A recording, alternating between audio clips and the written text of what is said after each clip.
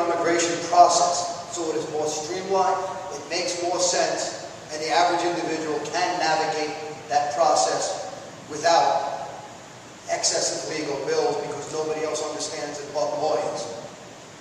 We need to have it address the needs of today. We need to have a segment that addresses guest workers. We need to have a segment that addresses refugees.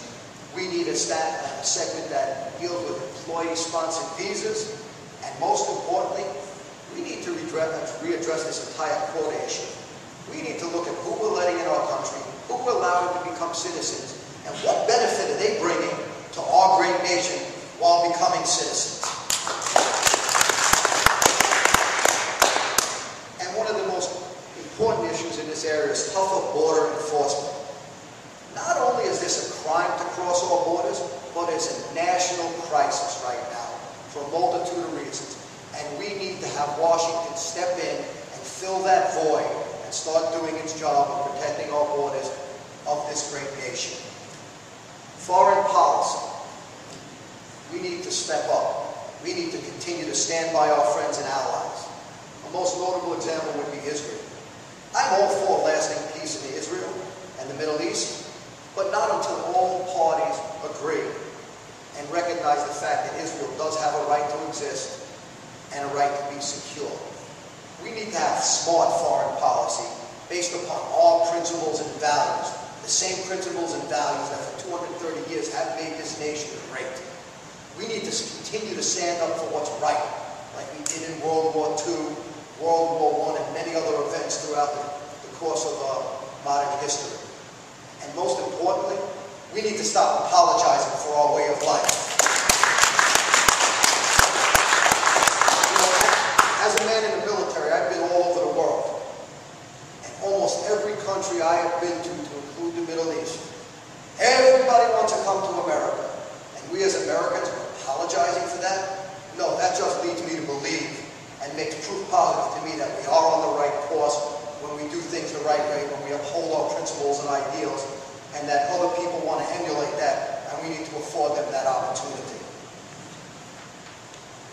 What we need in Washington are leaders and politicians who will stand up for what they and their constituents believe in, not what the special interest groups believe in. We need candidates that bring forth good ideas and act upon them, irregardless of whose idea it is. It doesn't matter where the idea came from. It doesn't make it a bad idea. A good idea is a good idea, and that's the bottom line. While my opponents may view me as their competition, I do not view anyone as competition. I am not running against anything. I am running for the opportunity to be your next representative in Congress. As such, this election and any potential primary I may have is nothing more than a job interview.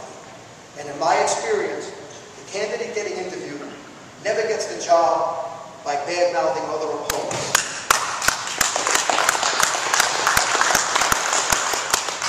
You get a job by showing that you are the best qualified, you are the best person for that job based upon your experiences, your values, your ideals, your beliefs, and your abilities. That's the way it's been in every job interview I've ever gone to. I have always been a man of action. I recognize the opportunities that are before us as a country, and it is my intent that we get results that we need, and we get this country back on track and on course once again. This November, we have the opportunity to make a change in our leadership and elect someone with the vision and determination to deliver the promises of America back to the people, to return government by, with, and for the people.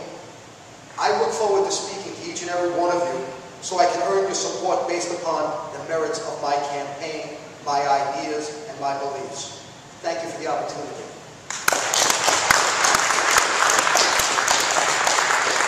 I guess since I'm the only one here now, it's supposed to be a give and take, but since I'm solo on the 17th district, I'll field any questions anyone may have of me. Questions? Questions? I have two grandsons in college. They just graduated. Why can't they get a job? Why can't they get a job? They can't get a job. All right. Because government spending is out of control. taxation is too high.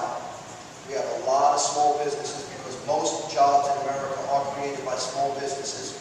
We have a lot of small businesses who are afraid to reinvest in themselves at this time because they don't understand what the economic situation is going to be, and they have all their money on the sideline so that they can save that money for any emergencies or any crises that crop up at this time.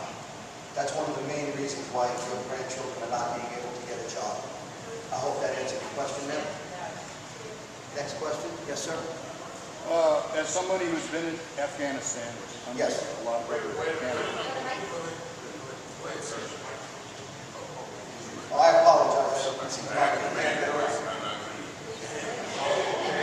I hate this thing, to be honest with you. As somebody who's, I can project, I used to be on stage.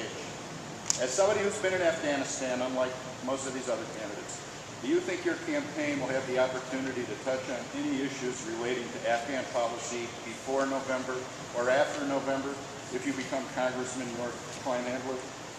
Afghan policy, as it's changed or hasn't changed with the attrition of General McChrystal and the installation of General Patriots?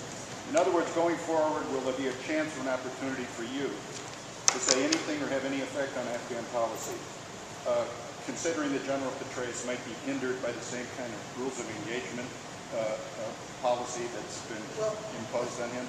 First, can everybody hear me? I really prefer not to use the mic. Everybody can hear me? I hope. Can't hear me? Okay. All right. To answer your question, I, as a citizen, have voiced my concerns and my issues with the war as it being propagated in Afghanistan, and I've done that also as an individual in the military, having been there and seeing what's going on.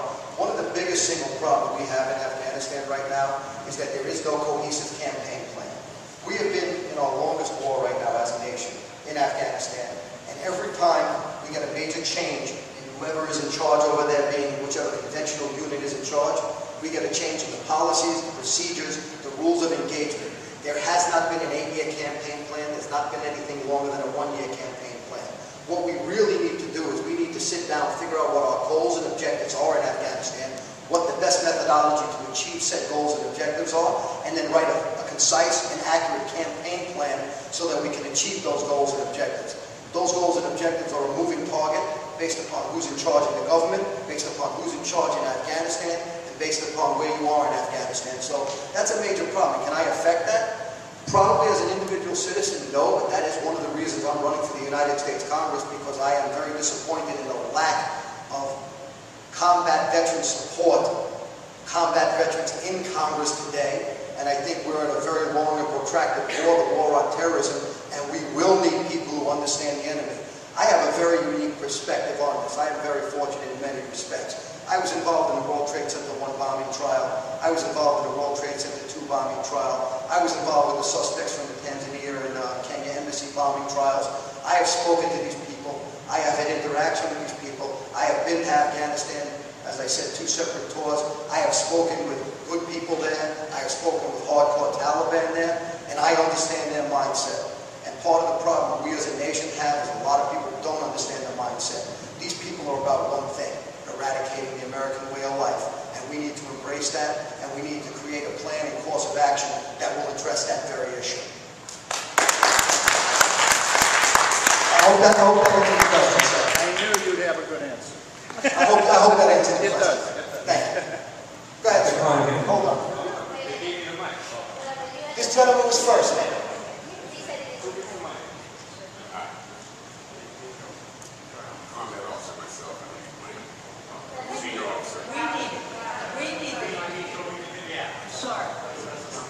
Okay? I'm a senior military officer, combat officer, born and raised in the military. I don't have 29 years, I have 23. My father had 30.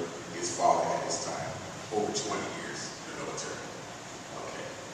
Now, you got that confidence, infantry badge on. I'm going to hit you with some hard things. I don't want you to take that or combative questions, but they're very serious questions that I need you to answer.